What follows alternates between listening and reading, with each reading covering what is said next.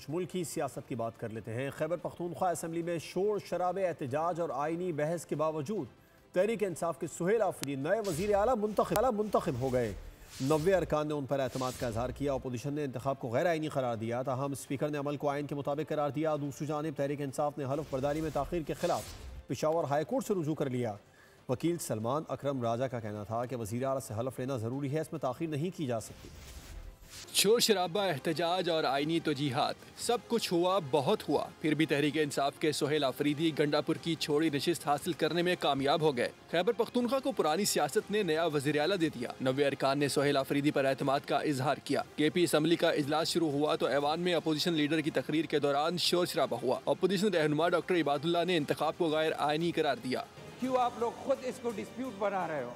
Cabinet D notified नहीं है, resignation accepted नहीं है, तो एक सीम के, एक गवर्नमेंट के होते हुए दूसरे सीम का इंतखाब ये अनकॉन्स्टिट्यूशनल है, तो हम वॉकआउट करते इसका हिस्सा नहीं बनना चाहते। कहा जब तक अली अमीन गंडापुर का इस्तीफा मंजूर नहीं होता नया इंतखाब आइन के खिलाफ है। स्पीकर बाबर सलीम सवाती ने इंतखाब को आइनी करार दिया। मुअज़्ज़ज़ अरकान असम्बली इस नतीजे के मुताबिक जनाब मोहम्मद सुहेल आफरीदी साहब वज़ीर आला के ओहदे के इंतखाब में कामयाब करार पाए और उन्होंने ईवान की मतलूबा अक्सरियत से ज़्यादा वोट हासिल कर लिए। आपको मुबारक हो जी। दूसरी जानिब तहरीक इंसाफ ने हलफ बर्दारी के लिए पेशावर हाई कोर्ट से रजू कर लिया। सलमान अकरम राजा ने कहा अहम मौके पर गवर्नर को सूबे में मौजूद होना चाहिए था। आइन इजाजत देता है chief justice Peshawar high court को कि अगर गवर्नर साहब मौजूद ना हो या हल्फ ना लेना चाहें तो किसी और को कह सकते हैं हल्फ लें। वज़ीर आला से हलफ लेना जरूरी है, इसमें सब्सक्राइब करें और बेल दबाएं ताकि कोई खबर रह न जाए।